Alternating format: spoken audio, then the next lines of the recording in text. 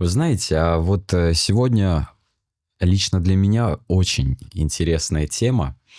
Я думал, о чем можно записать ролик, и мне вот пришла такая мысль: а что если составить свой топ-10 жестких триггеров парня 30 плюс лет? Значит, я подготовил прям, скажем, небольшую шпаргалочку для себя. Перед записью ролика я действительно сам без помощи, да, там различных статей решил вот искренне поделиться, что меня триггерит как парня, которому чуть больше 30 лет.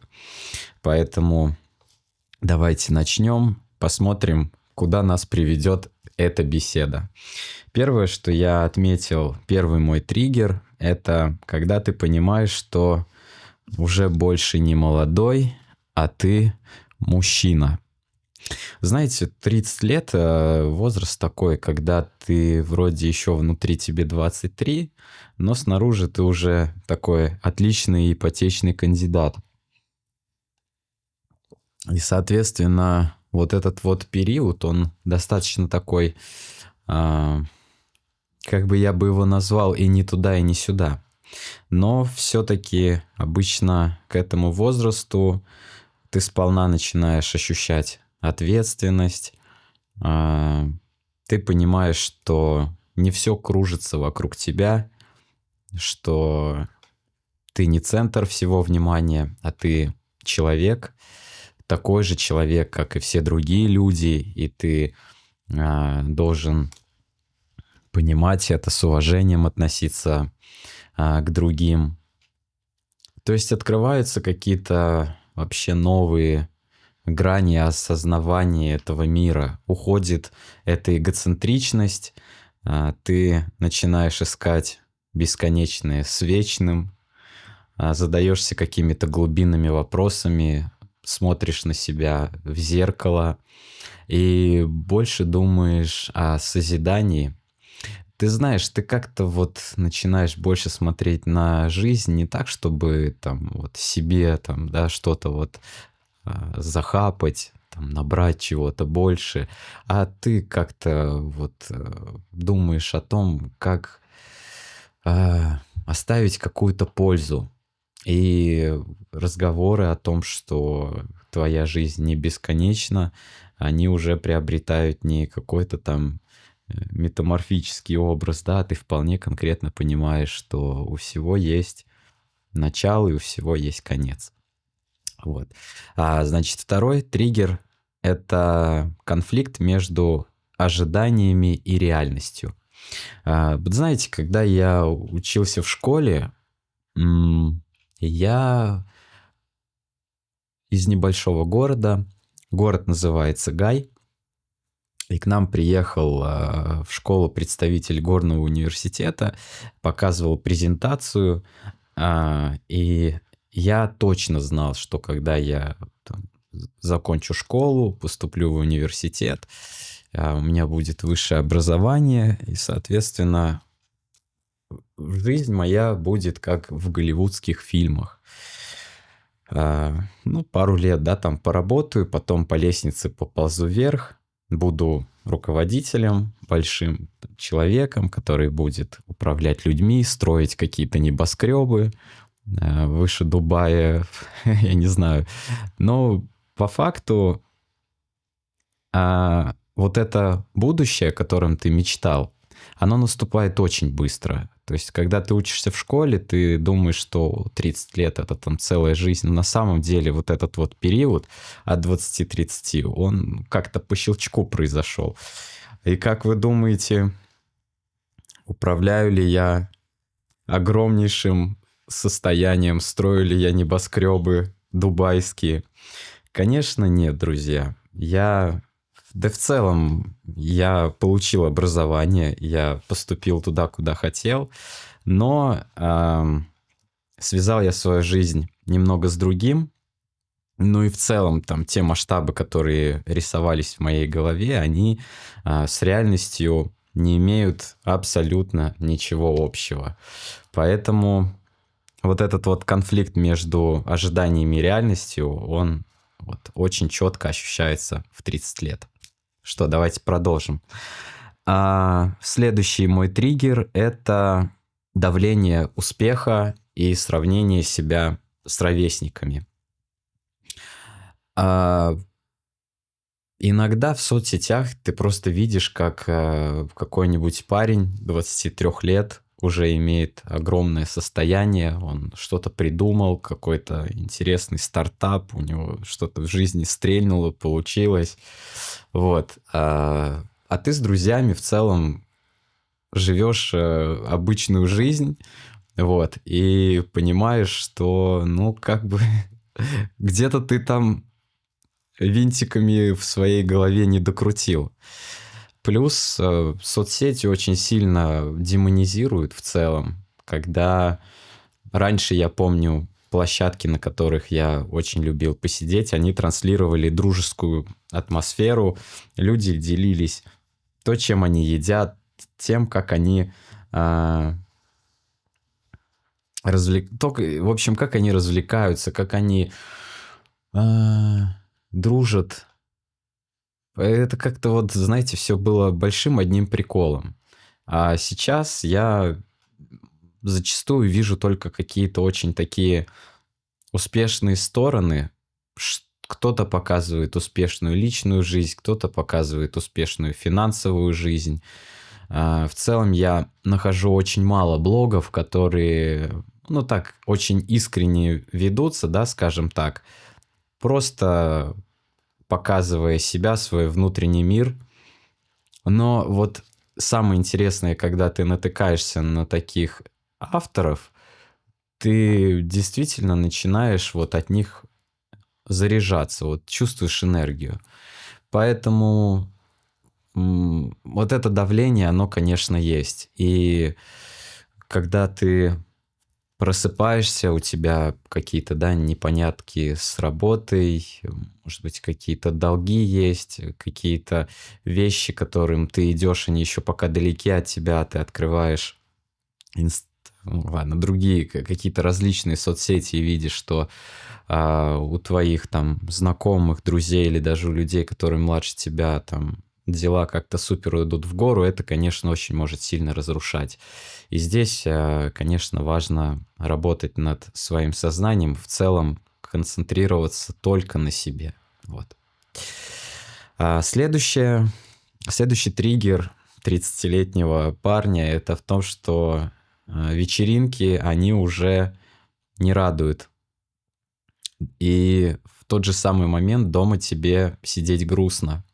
Поэтому я думаю, что многие парни в 30 лет начинают открывать для себя мотоциклы, какие-то интересные виды спорта, а кто-то уходит, наверное, то, в чем он, возможно, где-то видел себя в детстве. Знаете, со стороны это может показаться, что там у человека поехала голова, но по факту, наверное, просто вот парень, он начинает понимать, что не будет какого-то подходящего момента, и куда дальше уже тянуть, да, моложе, чем сейчас, мы уже не будем. Поэтому вот отсюда и образовываются какие-то новые, значит, веяния жизни. И я считаю, что это хорошо, если это вообще в целом начинается, потому что если вот эта вот тусовочная жизнь, как там в 20-23 года, она продолжается в 30, ну, наверное, это вряд ли к чему-то хорошему приведет, вот. Но в то же время разговоры становятся более такие скуфовские. На кухнях вы с друзьями и подругами обсуждаете ипотеки. А если это, упаси боже, кальянные, то вы жестко гоняете ветер о том, как вы какую-то темку придумаете, в общем, о том, как вы куда-то полетите вместе отдыхать. И, в общем-то, после этого всего обычно вы спокойненько заказываете такси, разъезжаете по домам, и, в общем, знаете, как и не было. Вот. Следующий триггер парня 30 лет – это неопределенность в отношениях. Здесь я бы разделил это на две, так скажем, фазы. о чем я рассуждаю. Первый из них — это чувство выбора быть свободным или быть в серьезных отношениях. Я думаю, здесь в целом понятно. То есть каждый сам выбирает. Кто-то хочет в семью, да, и ему в этом комфортно. Кто-то хочет развивать себя, хочет смотреть мир, хочет прийти к реке, заниматься там творчеством, познавать себя. В общем, здесь каждый сам выбирает, ну или жизнь подкидывает, потому что вот даже по себе хочу сказать, мне казалось, что я хочу в сторону семьи, но как-то вот жизнь меня, наверное, где-то как-то отводит и дает мне пространство побыть одному. Вот. Но либо, может быть, на самом деле внутри я понимаю, что я еще ищу что-то. Поэтому здесь как-то сложно однозначно сказать. А второе, что я подразумеваю под неопределенностью в отношениях, это в то, что сейчас как-то устаешь знакомиться. Знакомства превращаются в постоянную продажу себя. Ты как-то должен чем-то заинтересовывать человека. Это может быть какие-то финансовые вещи, это может быть какая-то харизма, какие-то, значит, твои бонусы, плюшки, приколы вообще, что ты там умеешь в жизни, что у тебя есть, у твоих родителей. В общем, все превращается вот в какой-то такой ну, в какой-то, наверное, где-то отчасти сделку какую-то, вот что есть у тебя, да, что есть у девушки. В целом, наверное, это нормально, но если все завязывается от этого, то я считаю, что это вряд ли к чему-то глубокому и надежному приведет. Все-таки я вот недавно общался со своей бабушкой, и она мне рассказывала историю знакомства с дедушкой, и меня это так тронуло, когда не было вообще никаких соцсетей, не было ничего, кроме ограниченного пространства, двора соседского, значит, одного завода. И когда подруга знакомила свою подругу, да, там, с каким-нибудь парнем. И там люди сходились на действительно каких-то, наверное, интересах, чувственных каких-то моментов. Вот. Сейчас все-таки, конечно, сложно быть в этом дейтинге, потому что ты скорее заходишь с каких-то таких мнимых козырей, на мой взгляд, на которых далеко не уедешь. Поэтому считаю, вообще отдельная тема для разговора. Всем непросто, но, однако, это точно очень большой триггер. Вот. Следующий триггер для меня, как парня 30-летнего, это то, что тело в самых просто тупых моментах начинает тебя предательски просто предавать. Ты чувствуешь, как ты разваливаешься. Значит, я одно время не понимал, почему у меня как-то там прическа не ложится, и что со мной, пока как бы не разобрался, что постепенно где-то появляется озеро в лесу, да, где-то там залысины ползут. Недавно я ходил в клинику на обследование, и, в общем, на входе стоял автоматик по раздаче этих там, ну, бахилок.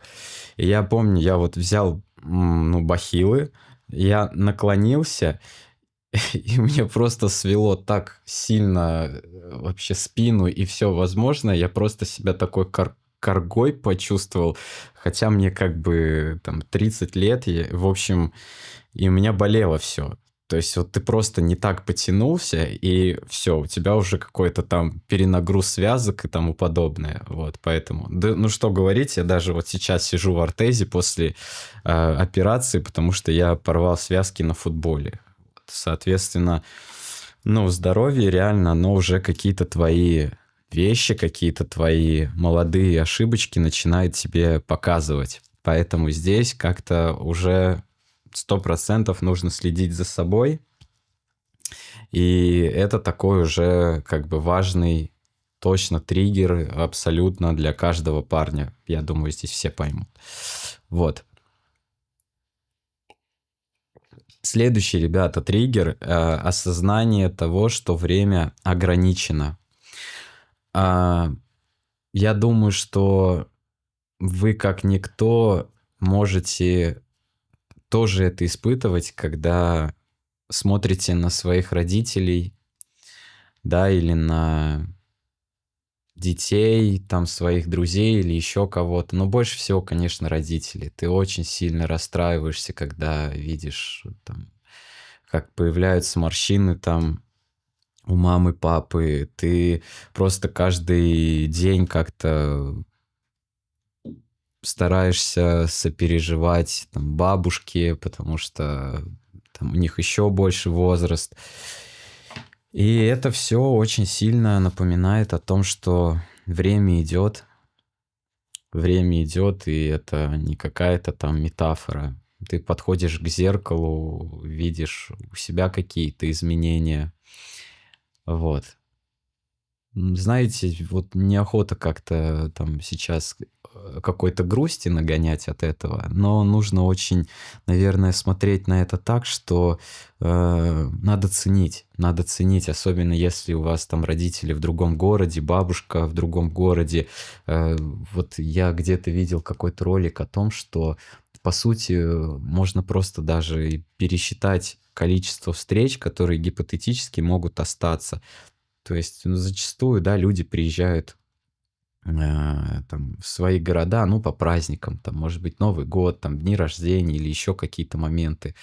И кажется, да, там, ну, там, даже 5 лет жизни, что, 5 лет, это там столько-то дней. Но по факту мы, наверное, бываем дней, может быть, 10 в своих городах, находясь с родителями. И это на самом деле очень грустно, когда у меня вот не стало, ну, там, каких-то тоже своих родственников, я, конечно, частенько вспоминаю и думаю о том, что как бы хотелось бы еще какие-то вещи сказать или что-то объяснить.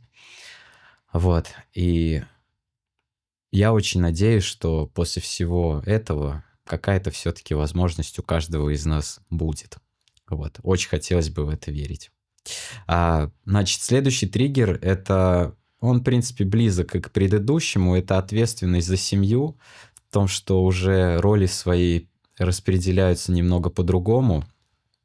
И там, где ты постоянно как-то твое решение было позади решения родителей, да, там мамы, не знаю, там бабушки или отца, то сейчас ты уже как бы набравшись опыта и в целом где-то, может быть, имея какое-то финансовое преимущество, ты уже стараешься немножко переходить в другие роли.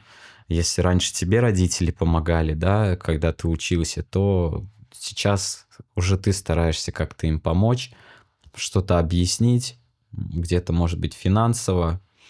И в целом под ответственностью за семью я подразумеваю еще и свои семьи. Я считаю, что это, ну, наверное, самое такое прям показательное, характеризующее мужчину, это то, что он может взять ответственность не только за себя, но и за свою девушку, за своего ребенка, за свою семью, что он может не только какие-то финансовые моменты, да, закрыть, но и как-то уметь вести за собой, быть надежной опорой. Поэтому этому не учат в детстве, этому ты должен учиться сам по ходу жизни. И я очень надеюсь, что у каждого из нас это будет получаться, потому что это достаточно непросто. Следующий триггер — это проживание и переживание детства. Я бы здесь подумал бы о том, что много каких-то сожалений, наверное, есть уже к 30 годам. С кем-то мы расстались не особо красиво, где-то какие-то были поступки, может быть, неправильные, где-то, может быть, недоуделил какое-то внимание своему здоровью или еще каким-то вещам. Может быть, где-то ты вообще взял там не туда деньги просадил, неправильно распорядился, где-то вот что-то. То есть это вот уже в целом тот момент, когда ты уже можешь, так скажем, прям жалеть. У меня есть друг, он ведет различные галочки ставит, ну, там, например, день без сладкого, там, день, там, занимаюсь спортом, день, там, учу английский. И вот у него один из пунктов был день без сожаления. И настолько, как бы, это, да, ну, не, ну, как бы не первоочередно, но я замечаю, что многие парни как бы живут с сожалением, что они что-то в свое время не смогли сделать или как-то вот какую-то не ту работу, может быть, профессию не ту выбрали. И как раз-таки вот 10-й пункт в моих топ-триггерах — это то, что есть сомнения в выборе на то, сомнение того, на что парень сделал в целом ставку в своей жизни. У нас ведь кто-то делает ставку на семью, кто-то на работу, кто-то на зарабатывание денег, кто-то на путешествие. И, конечно, бы не хотелось бы оказаться за бортом, когда ты поставил все ставки, да, на удовольствие, а по итогу время прошло, и ты уже не имея такого физического, да, состояния или там какого-то внутреннего запаса, а, идешь куда-то, устраиваешься работать, потому что всю жизнь ты как бы жить в кайф, да, То есть вот это тоже концепция, которую нам продают, она, ну, неоднозначная, на мой взгляд. Поэтому, наверное, всего должно быть в меру. Я очень уважаю тех, кто имеет смелость втопить прям основательно в какую-то одну сферу и идти в этом, и не жалеть. Вот. Я же, наверное, все-таки стараюсь не упускать никакую из сфер, да, потому что на самом деле важно все. Важно и состояться в профессии, и в семье, и здоровье, и отдых. В общем, все это важно. В общем, друзья, формат для меня вообще максимально необычный, непривычный, но он получился такой прям искренний. Здесь какие-то итоги подводить, наверное, прям сложно, поскольку я вместе с вами иду, ощущаю, ищу, нахожу себя. Поэтому я буду очень рад, если вы поделитесь своими триггерами в 30 лет.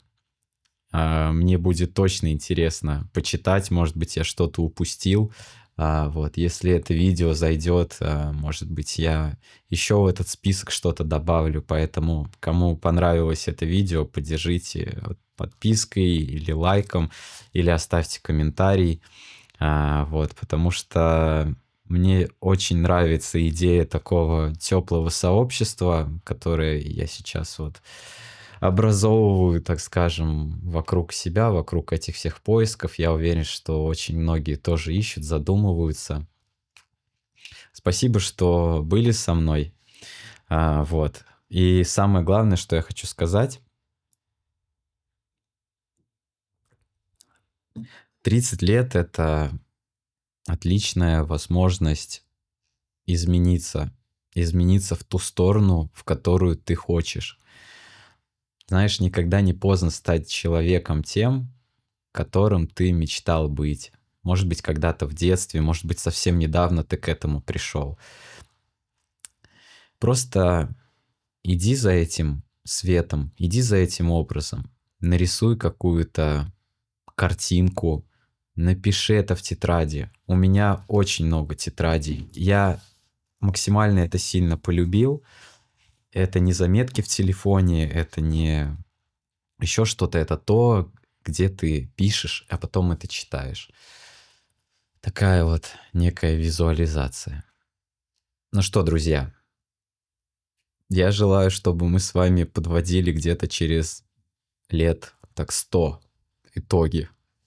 Топ триггеров 130-летнего парня. Поэтому следите за собой, за своим здоровьем. И будьте просто хорошими людьми.